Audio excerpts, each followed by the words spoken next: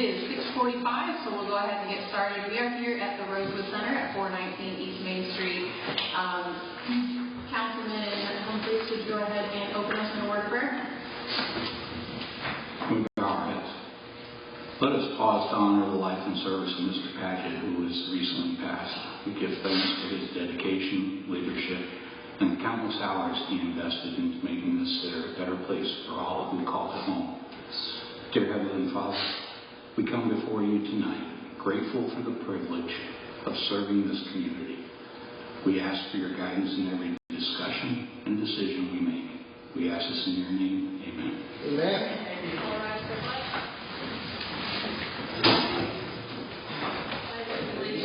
To the flag of the United States of America and to the republic for which it stands, one nation, under God, indivisible, with liberty and justice for all.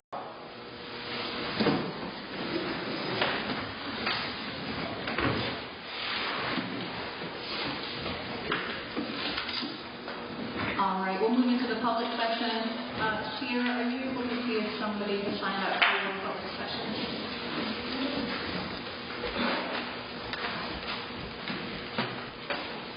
Yes. I think.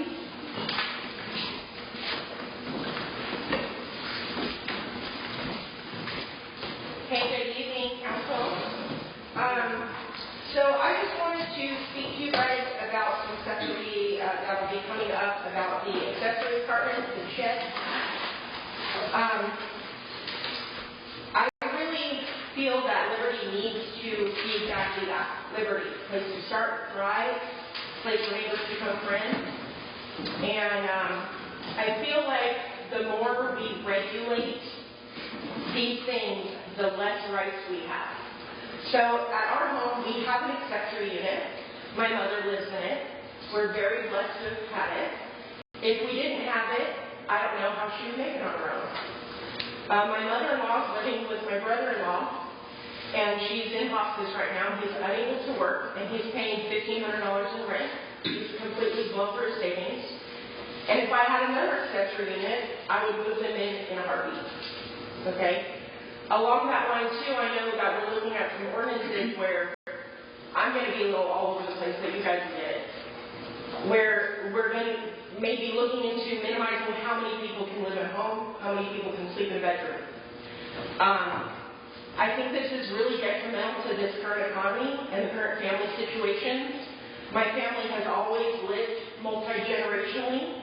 My brother raised 5 kids, and he's had them in and out of his home over the years, and the grandkids. At one time, he had 15 people living in his house.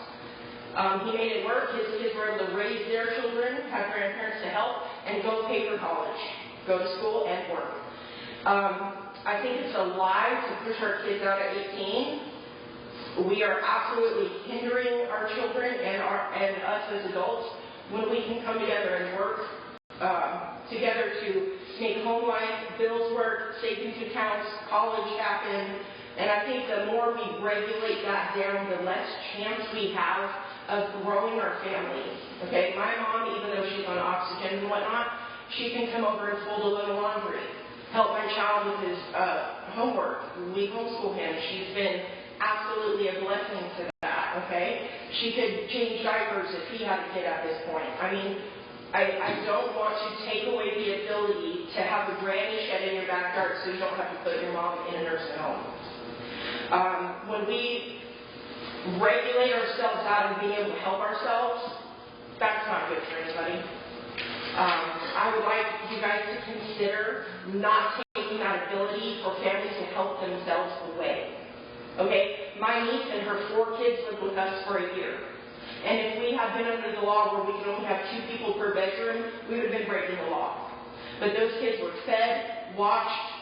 My niece was able to get a job and work until she could get in a better situation when she was going through a divorce. Every penny went to the lawyer. And if I was not able to help her, I don't know what she would have done. Okay, this is happening in a huge scale all over America right now. There's not enough senior housing. The senior Social Security checks are a joke.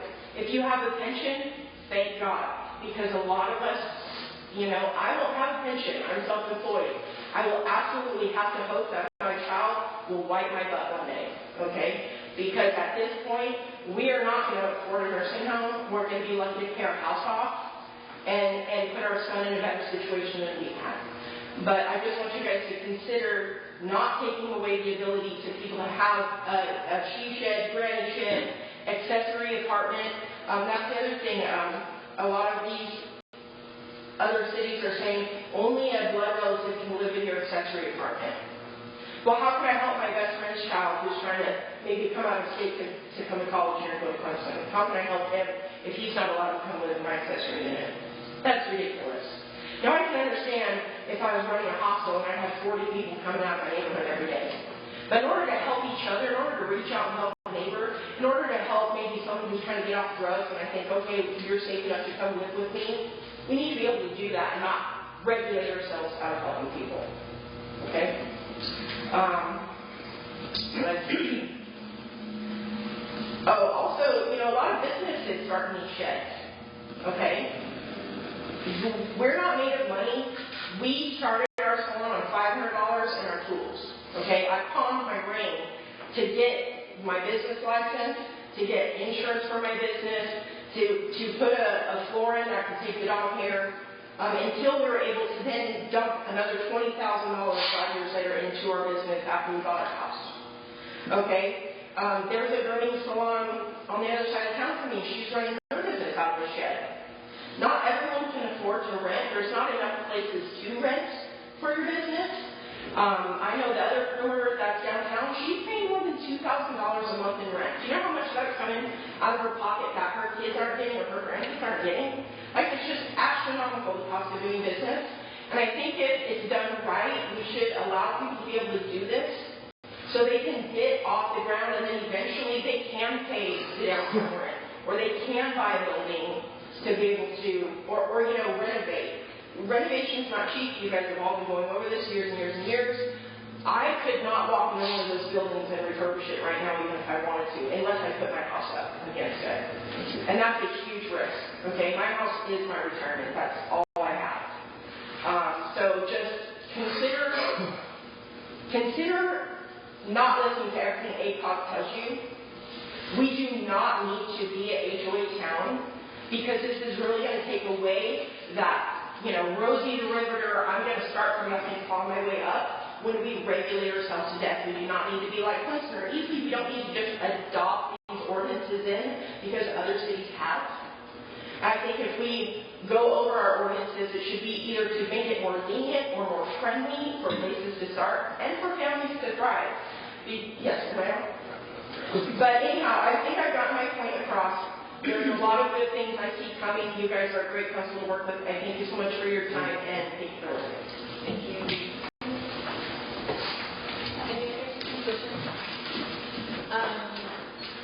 Next up, we have a presentation by Daniel Shooting, McAdams.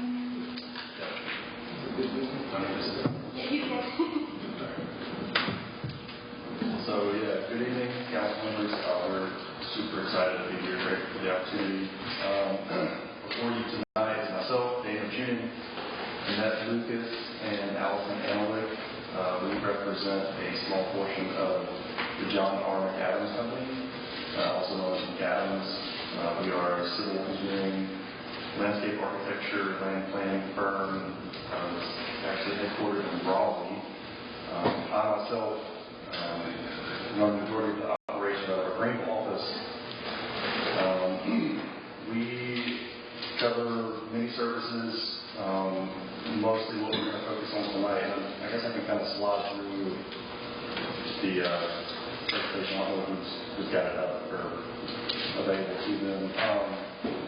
So civil engineering, as I mentioned, we have a funding advisory services team who Allison represents. We have a robust geomatics or surveying department, of course, stormwater engineering, as well as transportation, planning, engineering, and GIS. A little bit more about myself. I'm from Seneca. I graduated from Clemson, still live in Clemson, city limits. I've been in the civil engineering consulting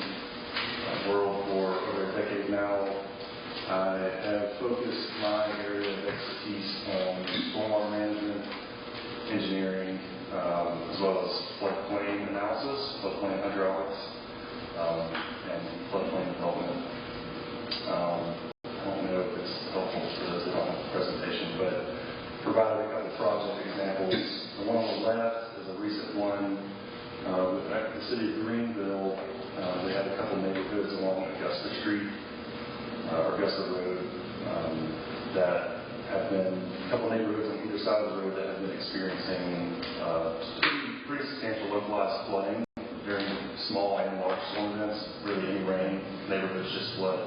So we went in, kind of did an existing conditions analysis. What does the current state look like based on a given storm event, and then we proposed alternative designs to kind of mitigate the flooding, as well as engineering cost, construction cost estimate. Picture on the right, you have it.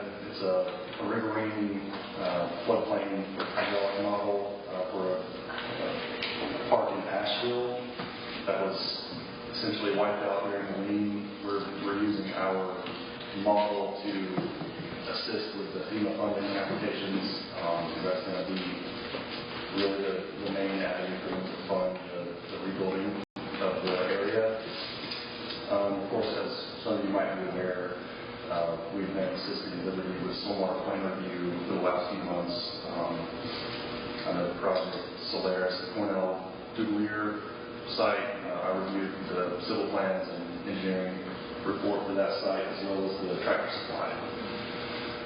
So I've been serving in that capacity. In 2024 and 2025, I also was assisting City of Pickens with their MS4 compliance. They received a similar report from South Carolina Department of Environmental Services, as y'all had in the last couple of years. That's me. I'll let others take over from here and introduce themselves. Thank you, Daniel.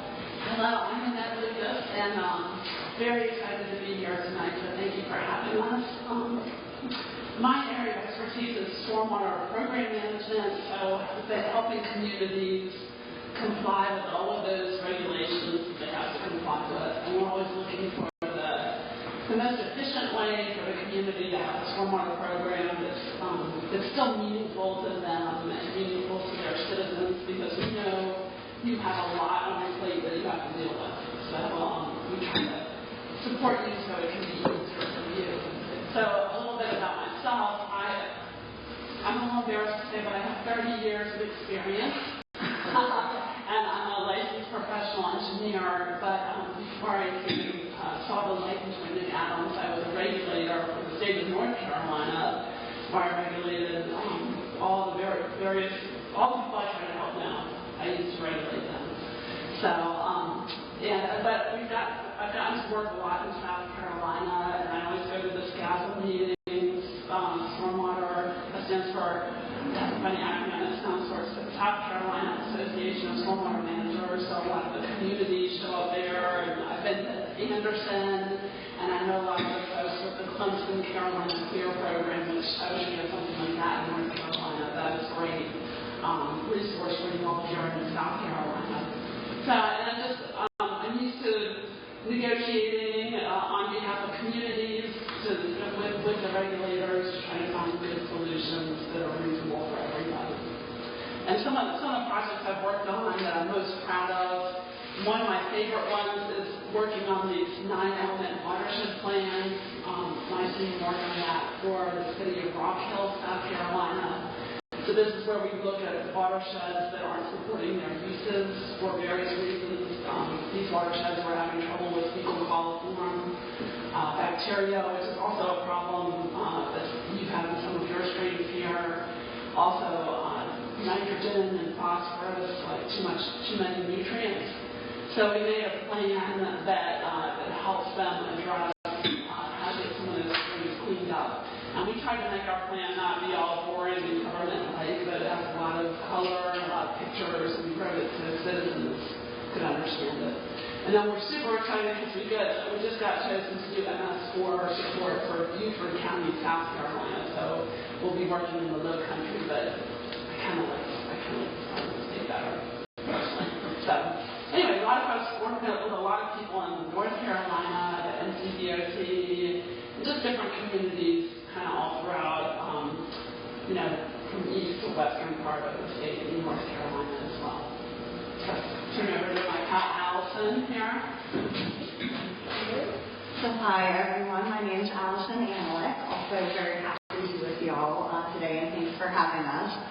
So I guess I split the difference in years of experience between Daniel and Annette. I have 20 years of experience in environmental planning, transportation planning, GIS, a little bit of a jack of all trades, but was lucky enough about 6 years ago to discover the world of grant writing, realized that I have a little bit of a knack for it, and so one of the things that I am really passionate about, and ultimately why I joined McAdams to start the funding program in 2023, is working on all those different types of projects, whether for supporting federal agencies, state agencies, communities, is it's given me a really good lens through which to look at how do you actually get projects in the ground.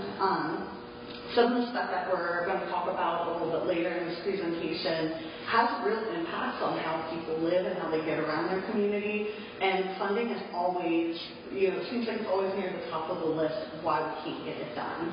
And so that's ultimately what really drives me wanting to help communities, is like, let's get these projects in the ground with secure funding, and let's work together in a multidisciplinary way to do so. So if you go to the next slide, just some quick project examples. One thing I would want to emphasize with all of this is that when I joined McAdams was already doing some great work in this space in terms of bringing together multidisciplinary teams where the engineers, the designers, the ones who know what you actually have to do to get the project done, we're working with communities to help them secure funding for those projects. That's primarily stormwater, water, and wastewater, but also our parks team and our transportation team. And so the projects I've listed, are kind of representative of those different stool legs. In Durham, they have a stormwater program where they've been looking at various green stormwater infrastructure, stream restoration projects, did a funding scan, helped them strategize a little bit how they could leverage the available local funding they have as match for other grant programs. Right now we're providing hazard mitigation grant program support for Mount Pleasant, Salisbury, and Black Mountain. Black Mountain's actually a great success story because we just started working with them last year. The map you see there on the slide is of their stormwater system. We did some analysis and identified the first phase, the downstream phase of improvements they need to upgrade their system. And we were able to get them $1 million from a state program to do that in October. A lot of my personal experience has been with NCDOT, anything from microtransit to greenways, sidewalks, resiliency studies. I'm actually working on a project for them right now, going after funding for a new welcome center and expanded truck parking. So transportation is definitely my playground and a lot of where my passion is. I'm just very lucky to have people like Annette and Daniel, who help me know enough about the stormwater stuff to be dangerous. So with that, I'm going to turn it back over to Annette to talk more about that. Well, we'll be jumping around a lot today, so I want to talk about one of the reasons we're here, which is because of this program called the MS4 program, which stands for Municipal Separate Storm Sewer Compliance. And so that maybe explaining what that acronym is doesn't really help very much. But what it is the storm sewer is the system, of course, that carries the stormwater. And back in the 90s, the U.S. EPA decided that communities that were in or near urban waste areas needed to have a program to address stormwater. And the U.S. EPA decided that this program had to have certain elements in it. The South Carolina DES did not make this up. EPA requires it. That you have to do, each of the designated communities has to do public education, public involvement, illicit discharge detection and elimination. So that means going and seeing if there's something that not stormwater. Regulating construction and post-construction to make sure that those activities are addressing stormwater management. And lastly, pollution prevention and good housekeeping at facilities that are owned by the municipality, like if they have places where they maintain their vehicles, or parks, or store sand, things like that, or salt, to try to make sure that those substances don't wind up in stormwater. And so each community in South Carolina, you have a general permit that says, okay, all of y'all, and you all are small, so all of y'all small communities, you have to address all these, but they do give you the opportunity and actually the requirement to write your own stormwater management plan. We always call it the swamp, which doesn't sound very good, but it's supposed to actually clean the water. So you have some choices about like what types of things you want to do to educate your public that maybe make sense. So like thinking about like we'll be working with Beaufort County, they have a lot of tourists, they might have different needs than you have here in Liberty. So, and then just another highlight thing is you have to have a map of your storm sewer, of your stormwater drainage system, and you have to address they call it total maximum daily load, TMDL, which is another tricky acronym, but it means the waters that where the water quality is not good. The monitoring data shows the water is not meeting its uses. So anyway, the EPA has told all the states that they have to be the ones that make the communities do the MS4 program. So that's why you don't really hear from EPA, and that's probably a good thing. You hear from South Carolina DES. So I don't know if you happen to have this slide, but this one shows you kind of where all these MS4 areas are. So there are three designations: large, medium, and small. Large is over 250,000 in population, so you don't have that. And that's from the 1990 census data, so you didn't have that in 1990 in South Carolina. But you do have some medium ones, including Greenville County, which is nearby. And then the small ones, a lot of times, like you all, get pulled in because you're near a larger community. So you only have 3,000 or so in population here, but you got pulled in because of your proximity to Greenville.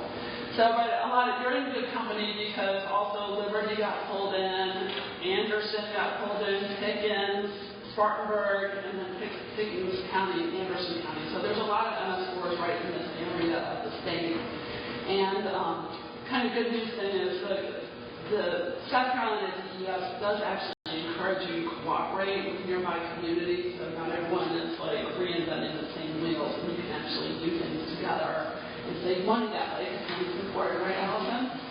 So, and then this is kind of a funny map, but it just shows you some of the points nearby Liberty where South Carolina DES was monitoring, and where the triangles are show some areas where the pollutants are exceeding what they're supposed to be, and pretty much the issue in each of these locations is fecal coliform or E. coli, pretty much the same thing. So this next page shows you, this is kind of interesting, it's like a work of modern art, but this is actually the map of the storm sewer system, one that we did for the city of Durham. And this just shows you're supposed to know where your assets are. It doesn't have to be a map like this. This one's in GIS. I just took a screenshot of it. Some people have paper maps. Either way works, but it's supposed to be up to date. And a little bit more to tell you about. So another reason why we're here is because you all, every 5 years, the state is supposed to come audit your program. And so you all were audited in 2023. And, sorry, that date is wrong, in 2023. So, based on the findings, but then they wrote you in 2024, so they took a year to get around to writing you. So anyway, they rated some things about your program as unsatisfactory, and it looks like kind of a long list.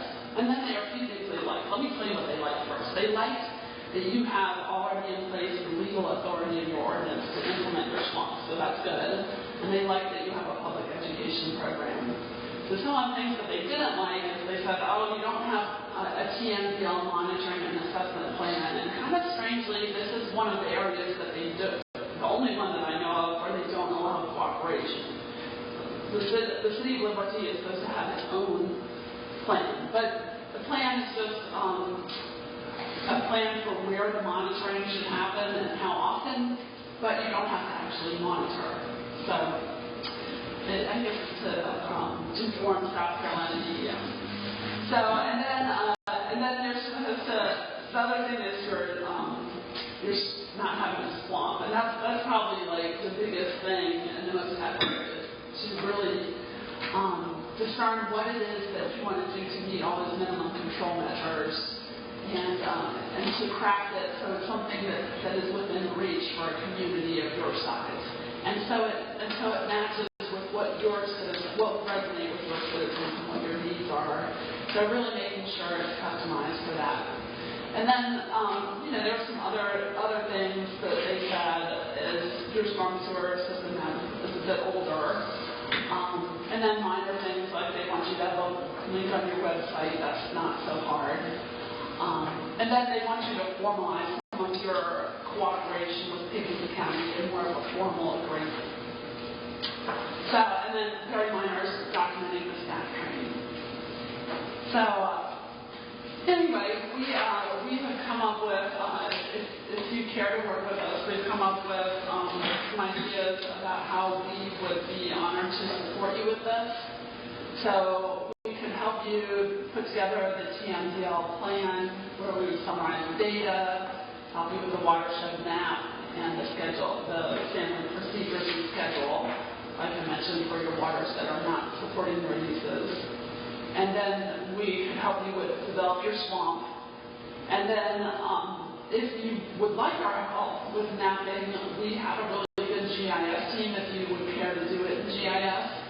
And we have staff that we could send in the field if you wanted actually field support. Our particular proposal doesn't include the field support, but that's something that we have the capability to do.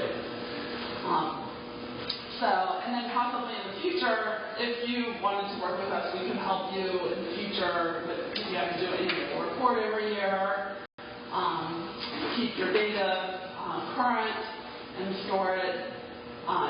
We can help you prep the next time South Carolina comes to audit you. And then our favorite thing to help you with would probably be helping you actually implement some of the things like public education if you wanted, or dry weather screening of your outfalls to make sure there's no non-stormwater discharges. So there's a lot of things we can help with, but the proposal we can use just kind of to get you compliant at this point. And that's all I have, so I'm going to turn back over to Allison. Thank you. All right, so back over to funding. So one of the primary grant programs here in South Carolina for funding water, wastewater, stormwater infrastructure projects is called the Rural Infrastructure Authority Grant. This year, there's about $46 million available. There's 2 rounds of funding. The first is in the fall. The second one is coming up next month on March 23rd is the deadline. There's 3 basic tracks: the infrastructure grant track, the regional planning grant, which is really about working together with nearby communities to solve regional issues, and then the economic infrastructure program. The basic infrastructure grant is one that we've been having some conversations with city staff about how to leverage some of the existing funding that's available in going after funding for the North Azalea Culvert repair project that Daniel's going to talk about. But this is a great program. It funds construction activities, does not fund design activities, but it'll if you can get the design done, it'll help you get it in the ground with just a 25% match of those construction costs. So what we are proposing to help Liberty, in pursuing its capital improvement program is just a $5,000 hourly sort of task where we can provide some of these advisory services, help you come up with a strategy for a different process and kind of how that all fits together, help you with stakeholder and agency engagement, facilitating meetings, application review, maps and graphics. Liberty already has a great history of securing funding from RIA, but I think where we can help is sort of be an extension of staff, a fresh set of eyes, but we can scale those services to meet, sort of whatever Liberty is needing. Grant writing is important, but there is a lot of other things that go into getting a program successfully funded. Is having a good scope of work, is having a reasonable schedule. If you know how you're going to get it done, you actually know how much it's going to cost. You've engaged with public and the stakeholders, and you've got consensus and excitement and support around the project. And so those are some of the other things that we can help with in addition to completing a form or reviewing a form or an application, is helping with some of those bigger picture things that help you make sure you're getting funding for, a project that ultimately is implementable. And I think we've got a good story of success there with the stats you can see on the page. We're coming up on $60 million secured as a company, and we've got almost an 80% success rate. We take a lot of pride in that, and again, just like Annette said, would be honored to support you in that way because it's important work to get this infrastructure built. So with that, oh wait, I have one more slide. So I think this is my slide, yeah. So when you take Annette and I's task all together, that's about $39,800 that covers the TMDL plan, the SWAM, and then those hourly services that I talked about. Now I'm going to turn it over to you. All right. We're almost done. A couple minutes. I'm sure you're all aware of the North Daly Street culvert. So back in October, I was engaged by a representative of CWS, Clearwater Solutions. They were actually on site with a contractor, had everything exposed, and had some questions. They had found that as they were exposing this culvert, they seemed to have incised under the road a lot more than they had initially thought. And my world is streams and rivers and the regulations behind them. So my first thought was, well, you can't work in a stream most likely without the Army Corps of Engineers getting involved because that's federally regulated land, I guess. So I recommended that at that time they kind of hold off, and they wanted me to move forward, just consult with a wetlands professional that's an actual person, a wetlands professional, as well as an Army Corps of Engineer in our area. So that's what I did. They kind of held off, they covered everything back up, and I believe that's the state that it's in now. I don't know if anyone's been back out there. Again, that was back in October. Consulted with a wetlands professional. Of course, I documented site investigations. I visited the site and all that. Consulted with a wetlands professional at McAdams as well as Army Corps in this representative from this area, and it was determined to be a project type. The type of construction needed would likely fall under the Nationwide Permit 3, which just means they're good to move forward with construction without notifying Army Corps. That was their consensus. So I still recommended that you probably don't just want to have a contractor put a pipe in the creek and then repave it. I recommend that you have an engineer design and do a hydraulic analysis, culvert analysis based on the watershed size and hydrology and all of that. So that's what I did. Submitted a proposal to you all back in December. And that was a total of $21,700. That included stormwater infrastructure inventory, which is basically just survey the site so that we know where in the world we're doing the work. And then we put an optional $1,500 fee for subsurface evaluation. A typical survey, you just get what you can see. But I know across that culvert there's underground water and sewer, and I believe gas and then maybe the underground electric. So you're kind of, when you do something like that, you're just hoping that you don't hit anything. So that was the reason for the subsurface. And then the other two line items are just engineering and construction documents. Yeah, that wraps it up. Again, thank you all so much for the opportunity. Hear questions, comments.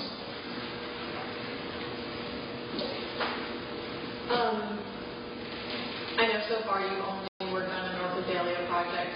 Since then, we've also had a second issue with a road erosion, with a culvert underneath of it. It's over on the other side of town. For the funding portion and I've already done the kind of the legwork to do the research on the Azalea project.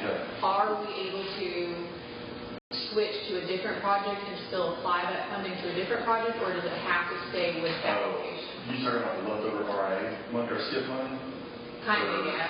But are we able to kind of hold off on one project while we do another that may be more high traffic area, or does it have to stay to that project? So I haven't done anything for North Azalea as far as contract. I just spent some time doing some due diligence. So y'all never signed anything for North Azalea. So I can switch at y'all's, however y'all would like. So I think the short answer is yes. Okay. We have North Azalea, while it is a very important project for us, it is a much lower traffic area than the secondary issue that's come up literally since December.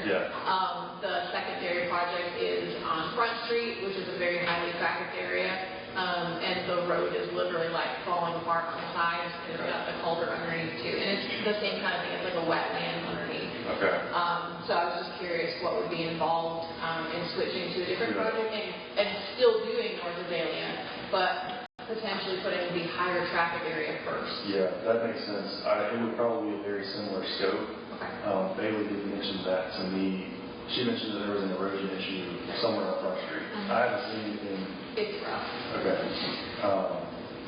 Again, it may, I'm assuming that would be a different stream or tributary, which you would probably want a wetlands professional, and I like to engage regulators before we define the scope so that we can let everyone know what we're dealing with up front. So I would recommend wetlands professional take a look at it, as well as probably try to get it in front of the Army Corps to get their blessing. So similar scope, but they may come back and say this is a wetlands, y'all can't touch it. But what the nationwide permit 3 that I mentioned essentially means it's existing infrastructure, and the scope of the construction is to repair it. So if it's a repair project and there are no further impacts to the stream, it's proceed without notice, is what it's called. Proceed without notice to the Army Corps. So I believe it would be a similar scope.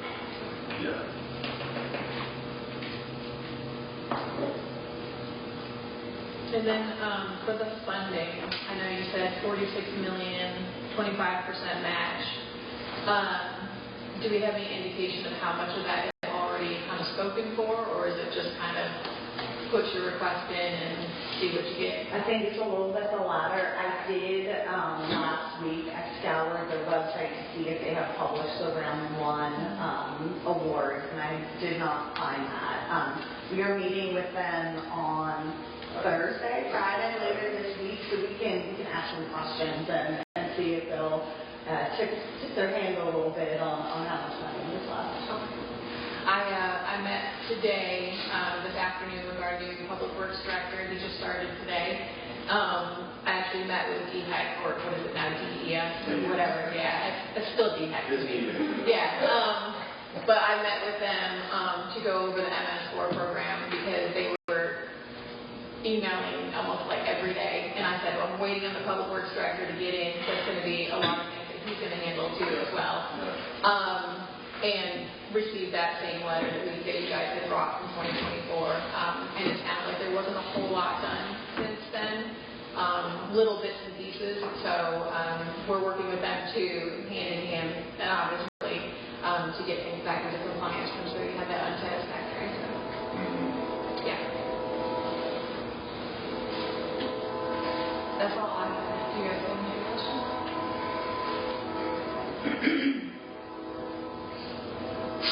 You guys good over there? So all these fees are paperwork fees, not construction fees. Construction's on top of all this. This is engineering and abandonment and all that. Yeah. So construction's obviously Yeah. not involved. Right. I think the only, probably where you would see, machinery moving dirt is for the culvert project or the Front Street project. Yeah, we probably goes without saying, we don't have, the only field crews we have are surveyors, drone pilots, or, traditional surveyors. So, yeah, this doesn't include a construction cost estimate for culvert repair. It's an engineering cost. Yeah, engineering. Yeah. I guess I would say box culvert to the rate of yeah, you don't see them. Yeah. On the stormwater program and funding support, is that like annual or is that's a one-time fee? Or is that It would just be once for one time. Okay.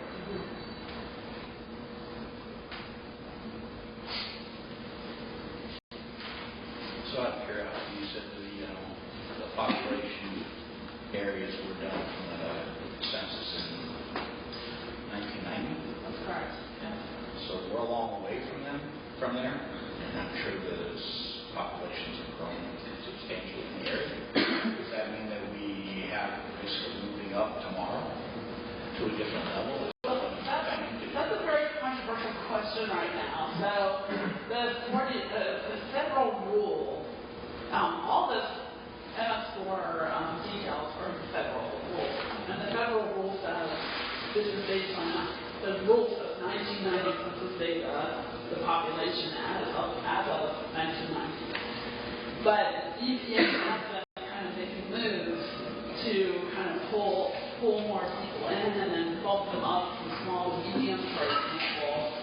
But, well, I guess that's something for attorneys, not engineers, to argue. But I'm a very liberal person, and I'm like, We will be in well, I guess we'll see what happens. But you all are still, the cutoff between small and medium is 10,000, so you still have a little running room. We're good. We got a whole bunch of others. But when you go from small to medium, it's not like earth-shattering. It's just like a couple extra things you have to do. But a couple extra things on top of everything you're already doing, and then all that extra things could be a lot. So On the call today, our new director had mentioned something about another municipality that he knew of that had deferred, away from the MS4 program. Is there, once you're in it, right? I'm just curious. I'm asking. yeah, there may be some provisions in the rules about how you can get exempted or deferred from the program. Yeah. I think you all have already been designated, Right. so I think it might be a little more uphill battle, but Okay. I'm just curious. Something to look into, but I do feel like you actually, this isn't a good report, but I feel like you have a lot going for you here, and it might not take that much just to fill in the gap. It didn't seem like it was too much to finish out what the requirements. As far as your hourly advisory services, how long do you think it would take for us to become compliant? How long in time to? Our team can work pretty quickly on that. And then, I know that probably looks high, but there is that mapping that is hourly. If you don't want that, we don't have to do that. So that right there, we can bring the fee down a lot. But I know you want the funding to support because, investing in Allison is a good investment that will pay off a lot. So. And with that's flexible. The funding is due, or the RA application is due in March.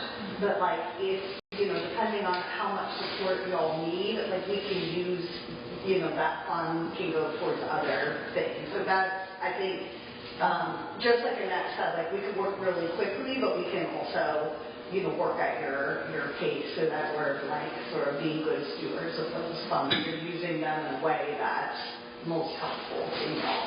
Thank you. Yeah. Just, if you don't mind, one more time.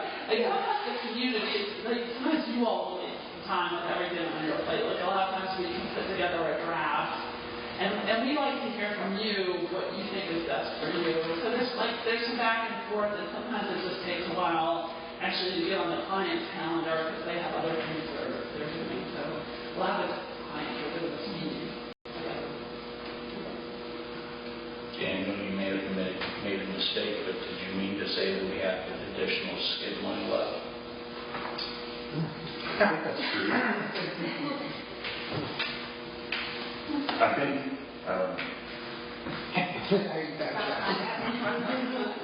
thought that money had to be spent already. I thought it was already tied up. it may be. Now I'm going to have to find out. Sorry. That's No, I'm my not wheelhouse. Let me ask you real quick, the MS4 compliance, you said small, I see City of Liberty, Greenville, Anderson, Dickens, but I don't see like Central or Pendleton or even Clemson, and they're all bigger than we are, so Yes, that's kind of piggying off of what she's asking, I mean, do you have to be MS4 compliant, or is this something that we could? Clemson has its own stormwater MPD as permitted, so they're separate from what the county was doing for the different municipalities. Yeah, this is just This is a partial list here. I didn't want to put all 75 communities on it, so. No, I'm just asking. I did because they're smaller next to us, Yeah. so I didn't see it. I mean, I see like Anderson, that's a pretty big city. Greenville's a pretty big city. Of course, Spartanburg, but I didn't see the other small ones. The other small one and the big one. Yeah, I don't think Central is.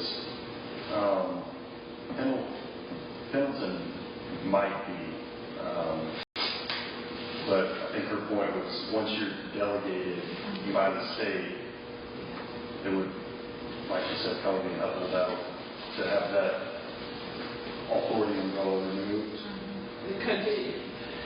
Yeah, and there's communities in South Carolina that are larger than you that are not designated MS4, and it's because they are not close to a Greenville or a Columbia or a Charleston. They just happen to be in the middle of the state, so there's not much there. So, yeah, EPA didn't make it as simple as just like, yeah, if you're over a certain population, you're in. They didn't make it that simple.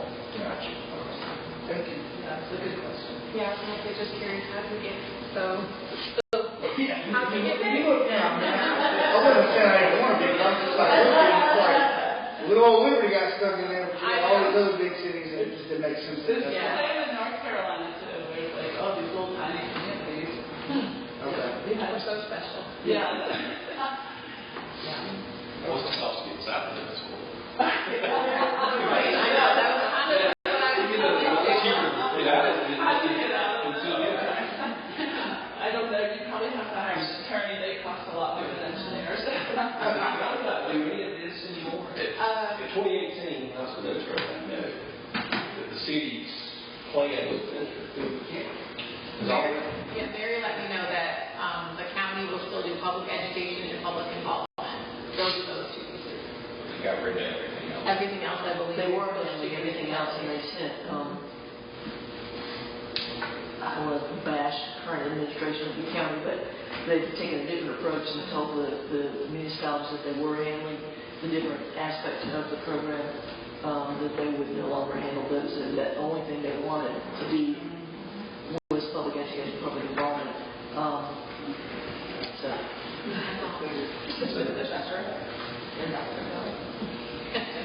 Because of the plan reviews of the construction, post-construction, they're not doing that. No. Yeah, they've pushed a lot to municipalities.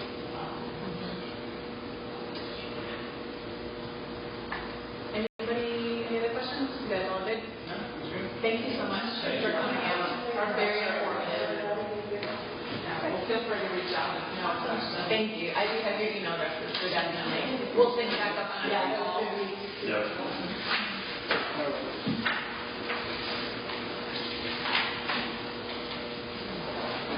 Is there, let me just one final question. You talked about GIS services.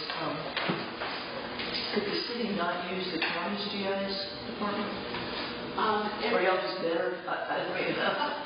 Well, it's so when South Carolina DPS came here, I guess they didn't know they were for that, but I assume you showed them what was available. They were shown what was available. I don't know anything about it. Yeah, so I guess we didn't take the time to look into what the county has, but a lot of times the county will have good data about where storm sewer systems are. So, definitely the first step is collect all the data that's available and try to build on that rather than creating this new data. I just didn't know if y'all do all that. In 2014, we mapped all the sewer systems in Fort County and we looked at it. So it's probably there. Just got to look for it. They have a pretty organized department with several employees, which is better than it used to be. You used to have one guy in the basement. We mapped all. That's great. So we'd probably be just maybe looking more surgically where there's been more development here. Yeah, I was going to say, how often do you need to update the GIS map? If you did it in 2014, what's the regulations for updates? I think they want it updated every year, but which is a lot. But there's but again, it's like talking about like the processes, like hey, so you approve a new commercial establishment, and they you change the storm sewer system at that point. So like with MS Word, it's just easier to have a process updated as you go than to wait until a year. I got one quick question for you. So, like, what other cities do you currently use you guys? Oh, we use a lot of communities that are in Charlotte. What I mean by that, like, so you're saying like regulations and stuff, we have to use you guys every year to keep things? Oh, for the GIS? Or would it be like we get compliant now and then we readjust in 5 years, or how does that work? So the swamp is something that is done every 5 years when they issue a new permit. So that will be good for 5 years. And then most communities just kind of tweak up the swamp a little bit when they get the new permit. I think it's nice to look at the things you agreed to do and that you've been doing and say, well, does that thing have value or not? If not, let's change it up. The annual report, you do have to do that every year. So, you can choose to work with us, but you're not required, obviously. You can do your own. We like to teach people to fish, like show you how you can do it and have it go smoothly, and it's not necessarily that you have to depend on us. There are pieces that you have to draft now that just weren't there, and then that's a one-time effort over the span of a few months, most likely several weeks. And then there's ongoing like annual report update, keeping the map updated. Like you said, if there's new development coming in, or if you're starting to store fleet vehicles in a lot somewhere that's carrying sand or dirt or garbage. Kind of a neighboring municipality had issues. They had a leaking garbage container, and that was on the report. So there's ongoing efforts, and there are one-time efforts, kind of bring everything else to you. If that makes sense. Yeah. Thank you so much. We will definitely stay in contact with you. Thank you.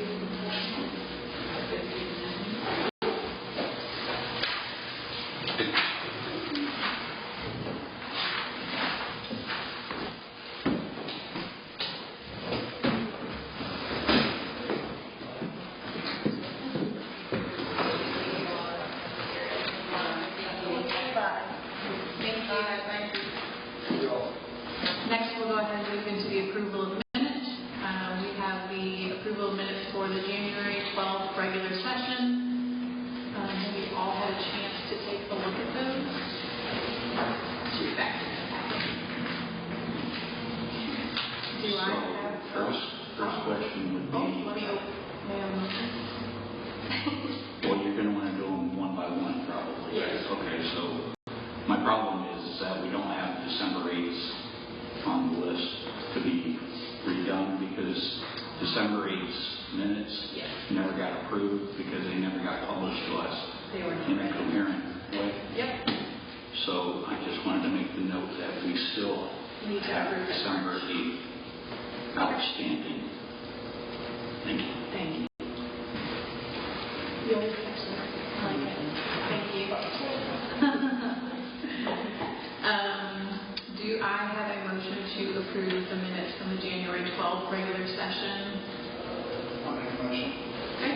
Councilman Cooley, and then a second. And Councilwoman Hanley. And just to make the, You're fine. Any discussion? so just to make a note that on the approval minutes, it did say in this set of minutes that they were scratched and moved to the February. Correct. Due to not being ready, so that's where the note is. Correct. They will need to be scratched and moved to March. Any discussion on the outside of that on the January 12th regular session minutes?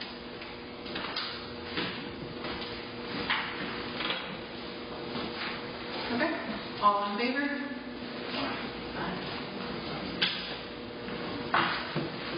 All right, moving to the January 28th special session minutes. Do I have a motion on those? I'll make a motion. And the second? Second. Councilwoman Whitaker. Any discussion? They are a little bit shorter, obviously, because it was mostly executive session. But all of the details will be there. Thank you to Mary for the minutes on the session. Made me nervous because I don't usually keep minutes. These are great. Thank you. If there's no discussion, all in favor?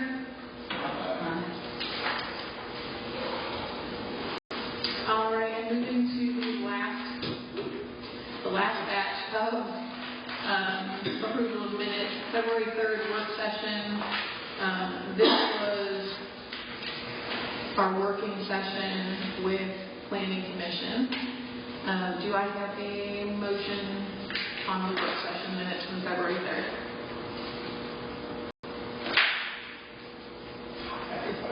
No.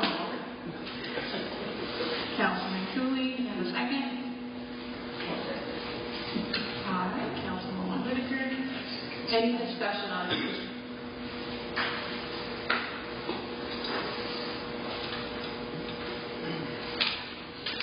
There was a lot that we covered in this. It's a lot, but it's A lot. we got to read it like two more So times. there's another public input session in this. Yeah, we got two more Right. readings, right? So we still have two more readings, but it went back to them Yes. to Update. Right, to get some updates, and then they still have to vote on it. Correct. They still have to have a public hearing before we get it. Yes. So this isn't happening We're tomorrow. just approving minutes So from that. Mrs. Carroll know Yes. that this was something that still has a lot of review left, and a lot of time for more public input. And that's what, So, which part? well, she made the comment about, when we were doing the joint session here, about the buildings and the accessory buildings and the Yeah, sheds okay. that she was talking about. Right. It's all about this. Yes, So okay. I But just want to that's make just sure from that the they, minutes that's talking about. Yeah. Correct. It was the early stages. right? Correct. Real- Yep. It's back at Planning Commission right now for updates. it's obviously a hot enough topic because it has taken so long to even get to this point. Correct. Because in the planning commission, there was a lot of discussions and conversations that probably went back to last May, maybe. A long time. It was a long time. So it is something that is not an easy decision, Right. and the way I saw it. Thank you. All right, any additional discussion? You guys good on those minutes? Okay, all in favor?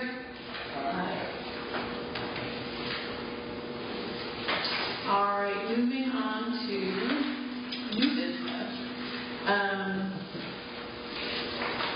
First reading of the, yes, there's so much, I'm too close to it. First reading of a resolution for food truck ordinance. This would be updating and replacing the existing ordinance regulating the permitting and operation of mobile food and beverage vendors within the city. Mary, are you able to speak to this just a little bit more? I know we've been working, you and I and Katie, on this quite a bit before she was out on maternity leave. I think that a lot of this came from Katie's, she's gotten more and more experience in the business license area. And of course, there's been kind of an explosion of the need for food truck regulation. We had a meeting with the mayor and with Katie and with the fire chief and the police chief a while back and kind of went over some of the things that we felt would be important, in particular fire inspections, because not most, but if you cook in a food truck or you sell coffee, a lot of them have propane as their fuel, and that's a pretty volatile substance. So that was kind of where we were going with it. It has a minimum fee for permitting, and they could be subject to the special event permit where, like, if you just come to town once. But if you're going to be a regular person that comes, every Saturday, or I see on the way to Seneca, I see a guy that sells lobsters that purportedly come from Maine, but I have some questions about how they get here alive. But I mean, he's there every Friday, so they would also have the opportunity to get a regular business license as well to cover that. So anyway, that's the changes along the way primarily came not from me, but from Katie and the mayor and the two chiefs, because they're going to be the ones with boots on the ground. And I know you and I had discussed, and then I'll open it up for discussion. Did you find out about the public hearing? I have not gotten to that yet. She had a question. Typically, when you put in a new tax or fee, a user charge, you're supposed to have a public hearing. But I have not been able to find yet, and I want to spend a little more time researching whether this would fall within that or not. You don't have to be required, if you all decide that you want to have a public hearing, of course you can have a public hearing, on basically any topic that you want input from the public, so there's that. But let me check and see if we have to, and I'll report back to the mayor before your second reading on that, because you could have that public hearing.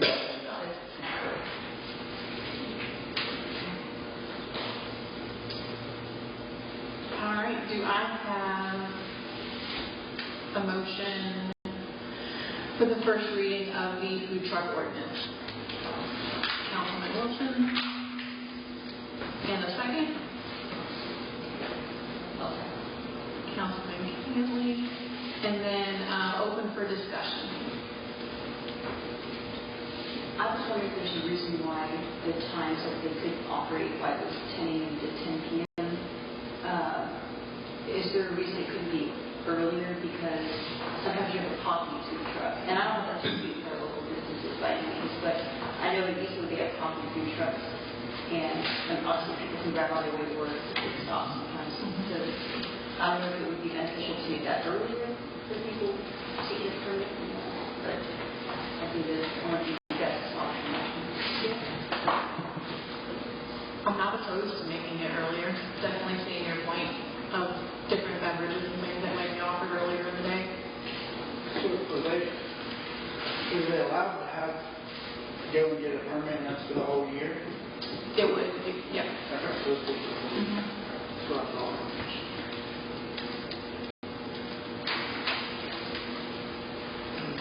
Well, but I was just going to ask what you think maybe the time should be. It would be different if it's immediately adjacent to a residential neighborhood, because you don't want commercial traffic where people are still in bed. But what time would you think in just commercial area? I would say, probably even more than a 12-hour window possibly, but maybe, from 6 a.m. to 10 p.m. or something, or 9 p.m. I would just piggy off that. So not her name, easily, with the pink bus, she said she's normally out at like 6 a.m. In certain places. So I do agree that maybe, even if you have a breakfast food truck, let's just almost set up a breakfast food truck a lot of people do eat breakfast fairly early, 6 to 8 in the morning would be a good breakfast time. Definitely think that we At least make it early. Okay. I would say 6 would be good, but you could do 7 too.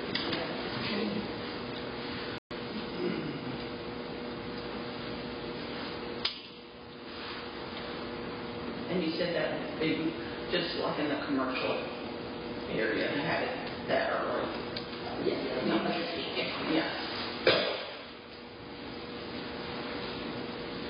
But speaking of that, so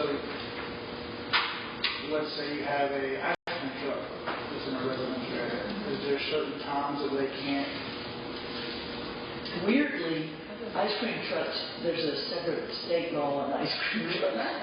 So, and I don't know the rules off the top of my head, but I can shoot those to you in an email. How about that? Yeah, I was just when we're at the baseball field or something, she comes by, and there's, it could be any time, so I didn't know. Is there a difference whether you're just selling prepackaged ice cream or dipping ice cream? Because dipping ice cream might be, is it different? My knowledge at the present time is limited to the fact that there is a statute. So I have to look at it. I don't know. Now you need to, now I want to know. I would want a dipping one. No, it's in the detail. Or Dippin' Dots. I love it. You ever had those?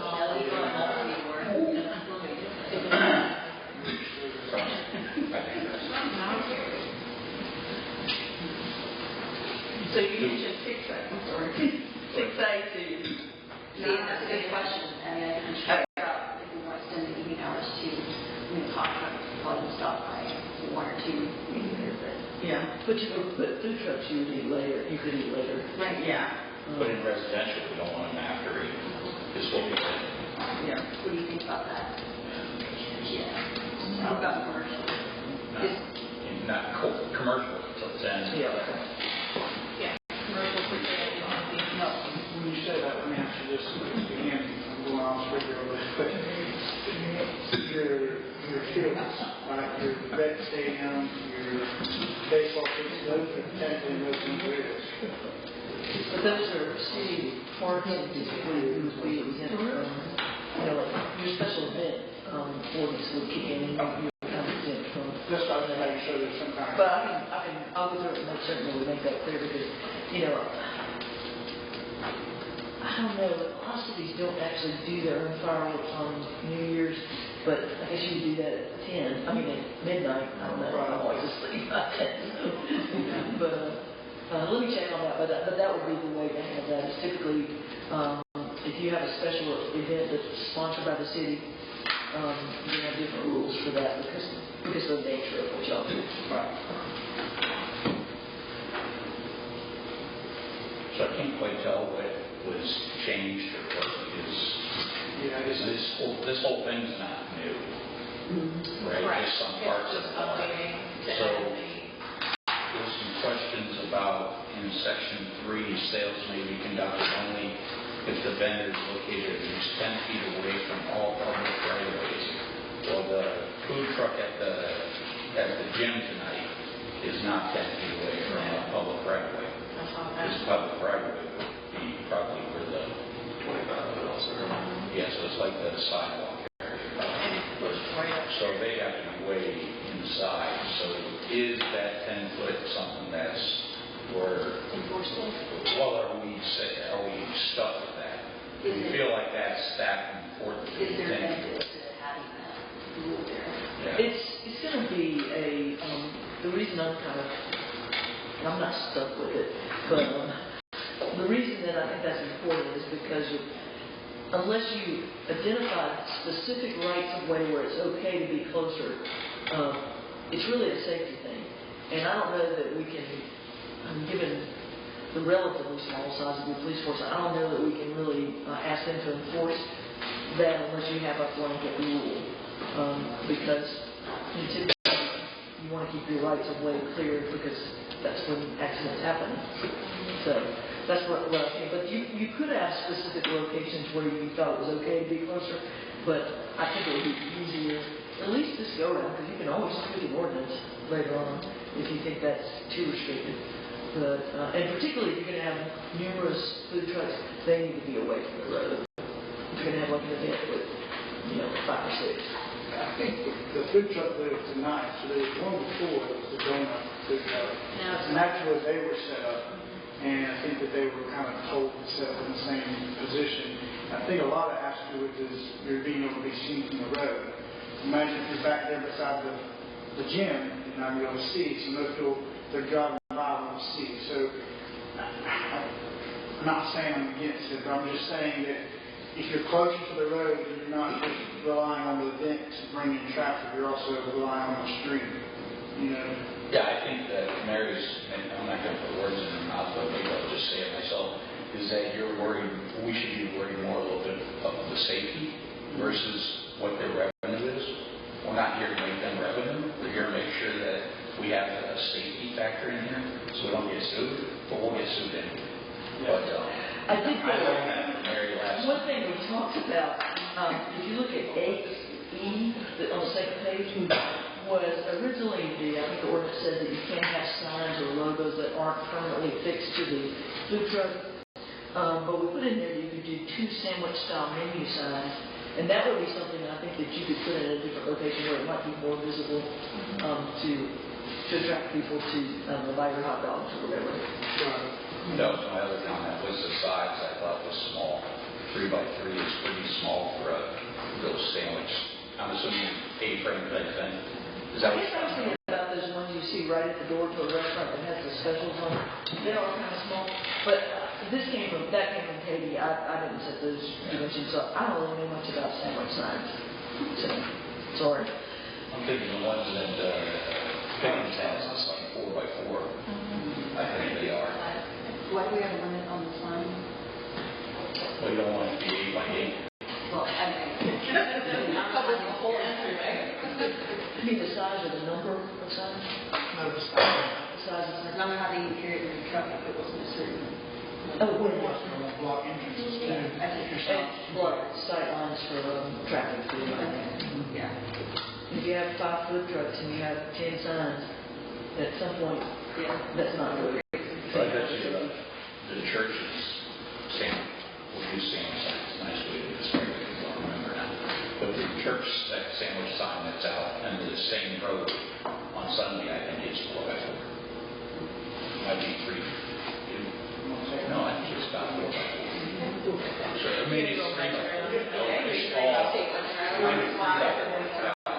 But it's taller, so 3 by 3. It's got to be 4 by 4 at least. I would say at least 4 by 4 or 5 by 5. Something. It's taller than my wife. I bet your wife is not 4 foot. 4 foot 11.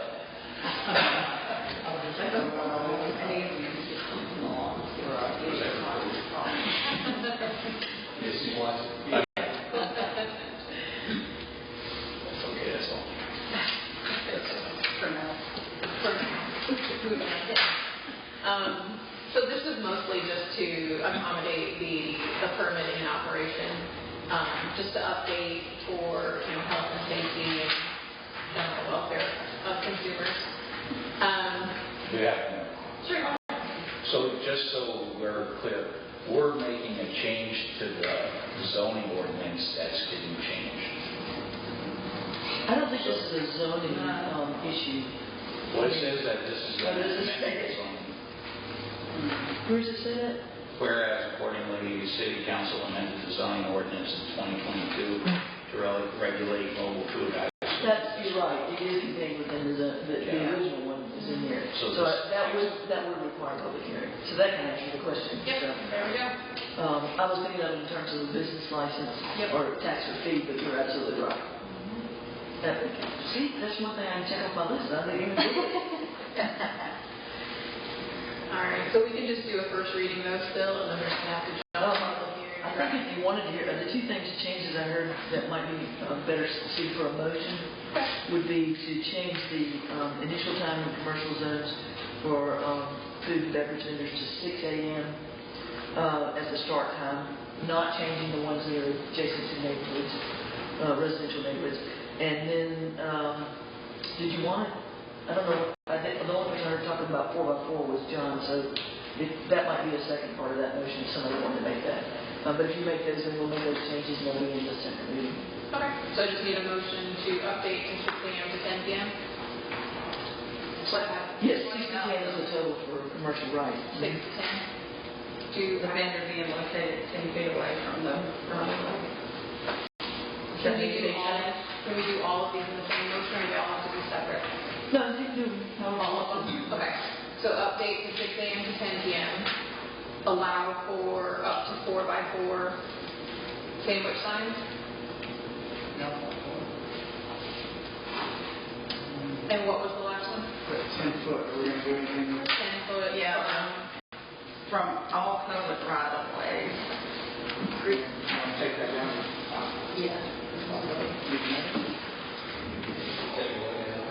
Like your DOT regulations, 25 foot center line, is that what y'all, you're inside the 10? So we want to make it 5 feet. You guys, Is that, I think that would be fair. I'd say, 5 feet on the sidewalk. I mean, the right of way being such a tricky situation, some roads are getting there, some points, 25. But I think you got to be behind the. But what if there's not something? Yeah, that was, Do you measure from the middle of the road? Yeah, that's what the that's going to be difficult though. I want people out with their tape measure in the middle of the road, measuring where they're.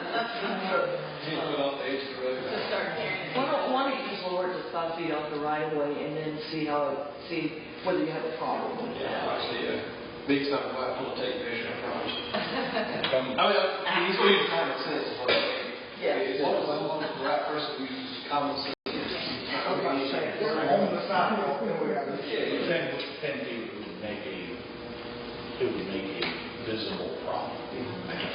So, Okay. So update 6 a.m. to 10 p.m. Allow up to 4x4 sandwich signs, and we're doing 5 feet from all public right of way. Okay. You'll need a motion and second to amend the original ordinance, and then you vote on the ordinance for your first reading. Do I have a motion, a first and a second? First. And a second?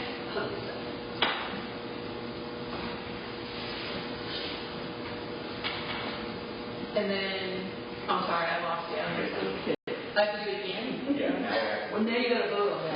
That's the amendment. Okay, so now we're opening up for voting, and I still need 2 motions to open up for voting. Yes. Go ahead, a motion. I'll make a motion to vote on to accept the. Yes, accept amended. And it's Wilson and Humphrey. Sorry. All in favor? Aye. Sorry, that was a little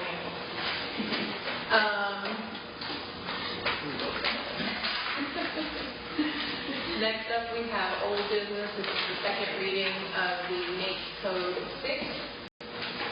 We already did the first reading, obviously, last month. I don't think there was... We don't have it in our packet. Yeah, it's not.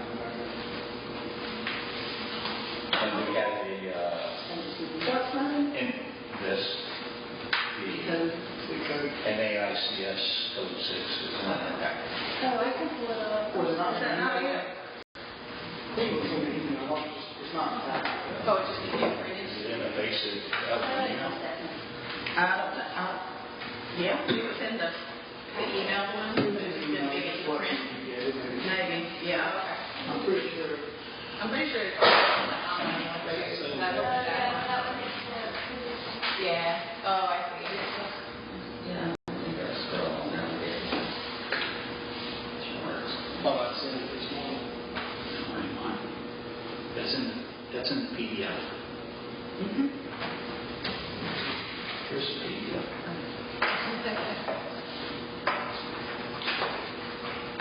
It's on the very end. It is the last 2 pages. It's those 2. Beyond Public Works. Oh, no, it's not in this. Well, what's that?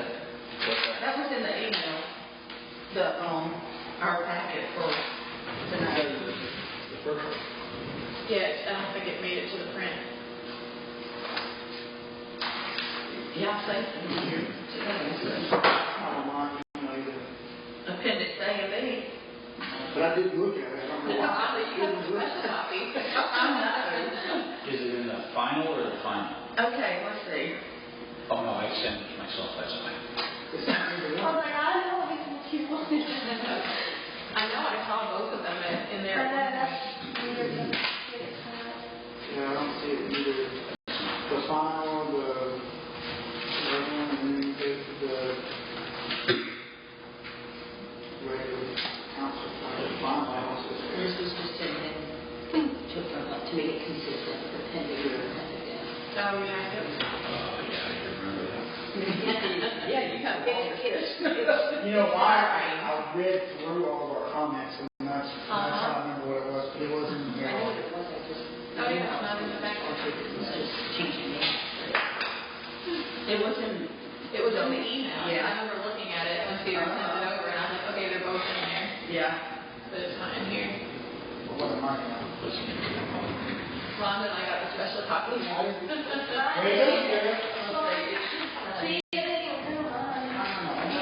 It's okay. I read through our comments, so I know what you're talking about, but I didn't. Right. She sent two on the It would end up being. Okay, try that one. If we can't approve it tonight, it would have to go to second reading in March. What's this? That's nice. Is that gonna pull up the program? No, Okay. not unless the council member makes a motion to table it or postpone it. You have had your first reading and it was published in that. Correct. My understanding was the only change was that thing about The exhibit A. appendix. Yeah, we just wanted it in the March. Yes, that was the only change that we wanted to make. And readings is kind of one of those things, sometimes the public may think they're just supposed to read out loud like the town crier.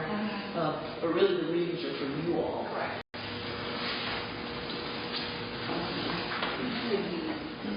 Have it, you know, have the updated version and so you can make it. You can't read it, Just pass it down. I got a file that I can't open either. I can't open the second file. I believe. One of us is going to say something. Special copy. I'm not. As Mary was mentioning, though, the only thing, we already did a first reading on it, we only need to do the second reading. The only things that we were updating were to change, the verbiage, for Exhibit A instead of Appendix A, as stated in the 2024 rate schedule amendment. That was the only change that we were going to make. So if we're all okay with that, we should still be able to do the second reading. So, It's the same thing as last time. to me, Put this on the thing too. To me, the only things we should vote on are things that are in our face to look at, read, and evaluate.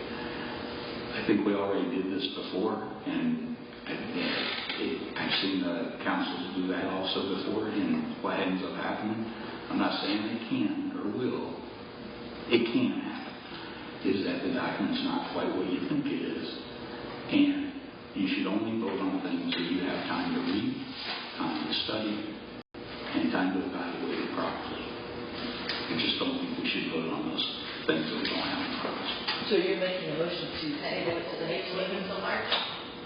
So I would like to make a motion that we table this item until the March meeting, and please make sure that we have that information for us to review in its entirety.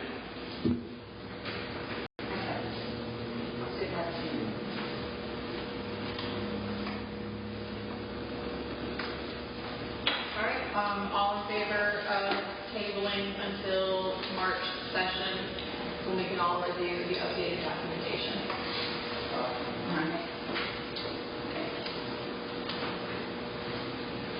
All right, moving on to the city and financial reports. Those are, I'm going to flip through my packet here.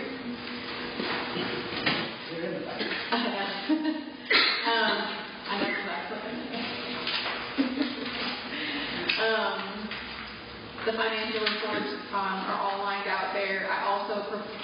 So that came from Green Finney.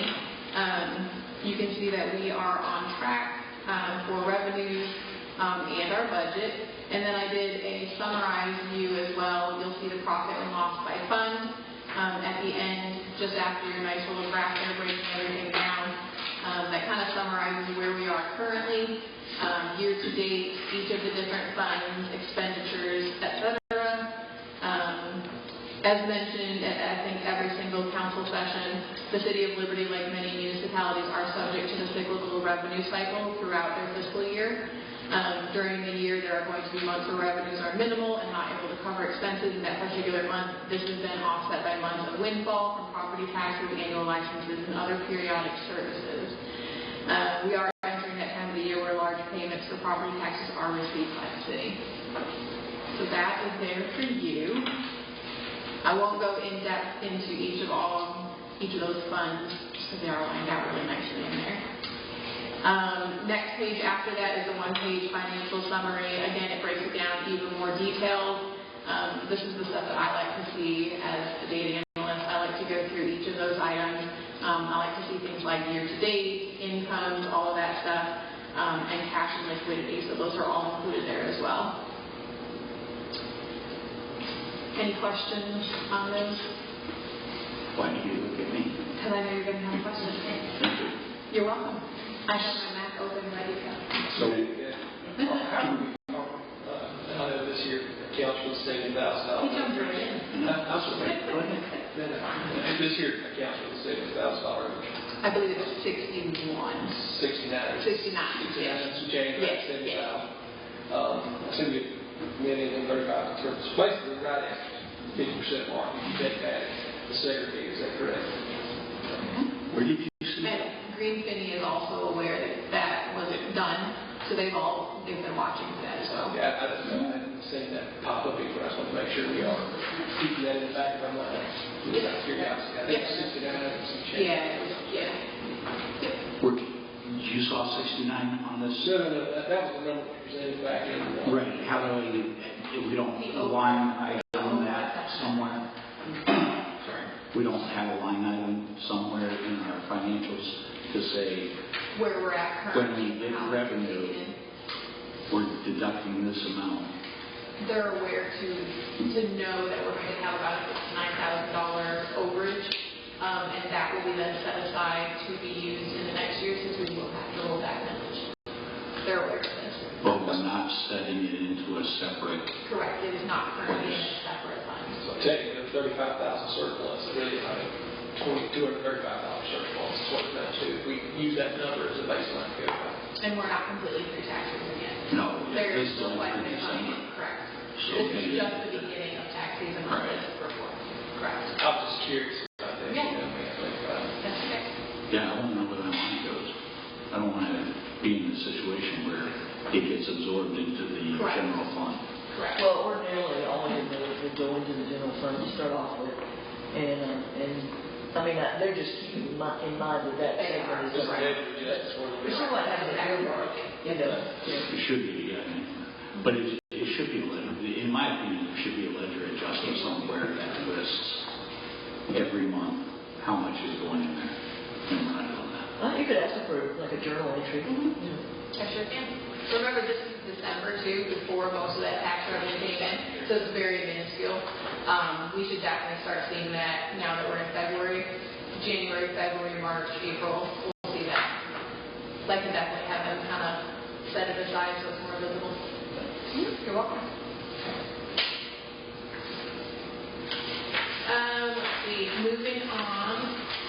So next month we are actually going to have each of the department heads come out and actually give their department reports. Because today was our Public Works Director's first day, I did not want to do that to him, make him come to a meeting on his first day. We already had an issue with the main break over on Summit, so I did not want to drag him into a meeting after that long day. He had a really good day. He got broken today. Welcome to Liberty. So you'll see the Liberty Police Department report, Parks and Rec, and then since we did not have a Public Works Director for the month of January, Brian Reed actually put together our Public Works update here. So thank you to you, Brian, for putting that together. I appreciate it. So I just wanted to say thank you to Brian and his team for being the fastest water break team in the world and fixing those water breaks, especially the one today. I just learned it was a 6-inch break, and the amount of downtime is so minimal. I really do appreciate all you guys for what you're doing. That's awesome. Absolutely. All right, that is everything on the city side. We'll go ahead and jump into city council comments. Michelle Keeley? Yes, so mid-January, in the past month, I reached out to residents in Ward 1 through Facebook to inquire on roads we need repair. There were 7 roads in total that were brought to my attention, all with various issues. Grafton Court, Lee Street, Carolina Drive, Crane Street, 7th Street, Simpson Street, and Woodbine Street. So once again, thank you to Brian Reed. I reached out to him. He was wonderful in assisting the repair and let me know that they will be assessing the roads this week. I know there's a lot of roads and a lot of different issues, so of course the scope is going to be got to be determined what kind of work is going to need to be done in the time. I also wanted to extend my deepest condolences to the family and friends of Lavont Paget. I know he served here on the City Council for 11 years, a long time, and he has a rich legacy of service to his family, community, church, and I'm very grateful for that. And finally, a big thank you to Cat Garage Rescue, who've been busy tracking ferals and strays in Liberty. They're doing a lot of work in, especially Ward 1, and we need that to keep our feline population on. Thank you. That's all. Thank you. Next up, Ward 2, Gerald Wilson. Yeah, I would agree tonight. John's kind of staying ahead of me nowadays, but I've had several service requests this month from different citizens, which I referred to you. One of the resonating comments I got was, who do I call after hours? And I actually went to the website today and done some research. And is there a way that we could look into possibly putting an emergency contact on the main page for sewer uploads and water, things like that? Nothing major, but they have the numbers that they called, and we got a hold of you, and you took care of those things, and we appreciate that. Also wanted to just mention and give a shout out to the business owners downtown. Wednesday night, they will have their little event in Venice. We hope everybody comes out, come before church, have dinner, go to church, come back afterwards. If you'd like to, we'd love to have you. Other than that, I echo what Mikhail said. I appreciate the man's service, and I appreciate your dedication. Had a great conversation with him back in December after the election. After he passed the torch on to me, he had a lot of things he was working on. And he kind of gave me some insight on what he'd like for me to continue doing. And I appreciate him. I appreciate all how he's done for the city. And a lot of folks don't know this. He's actually one of the founders that actually brought Bone Nails to Liberty. So thank you. That's all we got tonight. Ward 3, William Cooley. Yes. Just want to shout out Mr. David Hyatt. Last month, I had a good time in Columbia. Got to meet the governor and Speaker of the House. I thought it was really cool. So thank you. He made us feel at home. I did have a few people reach out. I miss Jennifer Spaghetti about Summit and Maine, that intersection there. There's a lot of middle school kids that cross that intersection, and they're concerned, especially with Tractor Supply coming, more traffic. So I actually reached out to the mayor and the chief about seeing what we can do to maybe have an officer there for a certain amount of time for those kids to help them cross that area, make sure they're safe. Ms. Spaghetti said that she witnessed someone in which she could get a young kid. So there's just some real concerns about that. I know that some other people had said that there needs to be some new directional turn signals coming from Norris to the middle school. There's none there, and it can be hard to turn. That's something that we have to get with DOT to do research on. And then I had a Mr. Jesse Huffman, who lives over on Overbrook Drive and Smith Circle, about a sewer running into the woods. So I got with the mayor on that as well. I talked with Brandon Thompson last week about it to see if he had went out and checked it. He did. He let me know that it is actually not on the city. It is on, I think it's the mobile home park that owns that. He told me that Hurricane Helene ripped that line up with a tree and they just laid it on the ground. And it smells terrible and it's really bad. So him and Dan are supposed to be working on following up. I haven't heard back. Trying to work on that. Last few things. The Liberty softball team held their youth camp, free youth camp. It was really good. It was a beautiful day. Lots of kids showed up, so that was great. Thank you to Coach Gaston and Mr. Ford for that.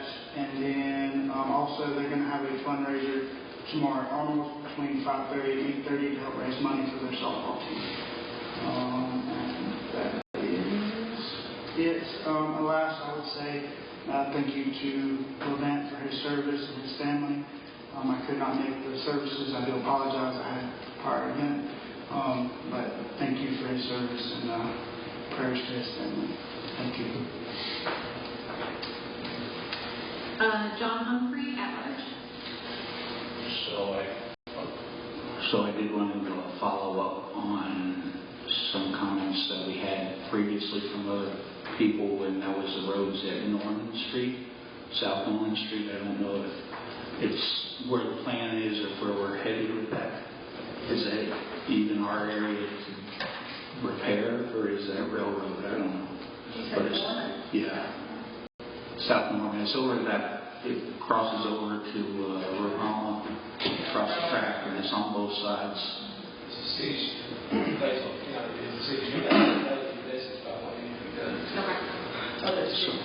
Big holes on both sides of it. So it was brought up last year at the same time as West Front Street, and I appreciate West Front Street and the activity that happened there. Just wanted to follow up on it. So I did have somebody also reach out, Mr. Carroll. We just haven't had a really good time to connect. He's a very busy man. So we'll get our schedules together. I didn't help, but we'll get our schedules together so we can sit down and have a little bit more conversation. I look forward to doing that and have the conversation with our constituents. It's always good to do that. So, and then the other one was, is there any discussion or activity regarding all the line breaks in the city? I said how good we are at fixing them, but we shouldn't have to continue to fix them. And how much is that costing us? I'm sure we could be paying. So those people are paying a back charge to it. I have been directed to send all of those invoices over to them. I have not heard back from them yet. Okay, thank you. It is in process. I may need to end up involving Mary at some point in this. Yeah. It's just there's a lot of them. I'm sure they like getting paid, but it's pretty expensive. So. Yeah, and then especially today, I'm sure that's going to be costly. Thanks. Is that also? I did not. Yes. Ron Lucas? I don't have much to talk about tonight, but I do want to speak about Levant's service here to the city. I've known him my entire life, and great guy. And he did a great service for the city. And I also want to thank the Public Works Department and all the effort before the ice and the snow that they put forth to keep the roads clear. So I want to say how much I appreciate y'all for that. I have one comment. Yeah. If you don't mind. Go ahead. I hate a deer on the way here, so if you want to arrange to have the Liberty deer stay on the sidewalks. I really like that. Can you the deer whisperer? Are you going to tell him to stay out of the road? You are okay. It was kind of a glancing thing, and I don't even notice any damage to the car. I'm sure it hurt him more than me. But I did laugh. I was like, come on. I'm glad they're getting they can run out of their habitat. Sorry, All right, for the mayor's announcements for this last month. This past month has been a month of training and Columbia for the MASC training in the end of January and enjoyed time to sit and learn from some of the best.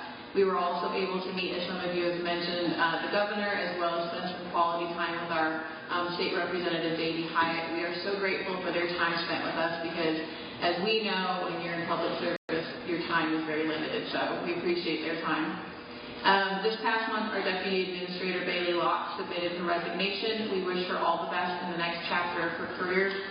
Following this, I took the opportunity to outsource our HR department, which was something I had felt strongly about for some time and felt was needed in Liberty. Our new HR representative started today and has been phenomenal. She is going to be working from City Hall 4 hours every other Monday from 11 to 3. So if you have any HR questions, you're welcome to just drop in, and she would love to see you. We will be working on policies and procedures, as well as all the little pieces that come with the HR role. With Ms. Locke's departure, we also lost our clerk to council. Following her announcement of departure, Sierra Wilson, our events coordinator, reached out to inquire about the possibility of serving in this additional position. Via special session, council confirmed her as our new interim clerk. So we're very welcome to have you, very happy to have you, Sierra. We also encountered 2 major weather events in the past month. I was so excited not to have any snow or ice this past weekend. And everyone involved from top to bottom has been phenomenal, whether on call, like Public Works, attending EOC meetings, like our chief, or updating the city social pages, like our team in the office to ensure proper notice. Everyone has pitched in and been phenomenal. I've had so many messages over the weekend and nobody has ever told me, stop texting. Our new Public Works Director started today, Adam Manley. We are so excited that he has joined us in this important role. He literally stepped up from the first couple of hours he was in the office, joined me on a stormwater meeting, obviously pitched in on the main break and everything. So he will be working 8 to 4:30. That will be his normal shift. You're welcome to, if you see him out and about, just shake his hand, welcome him to the team.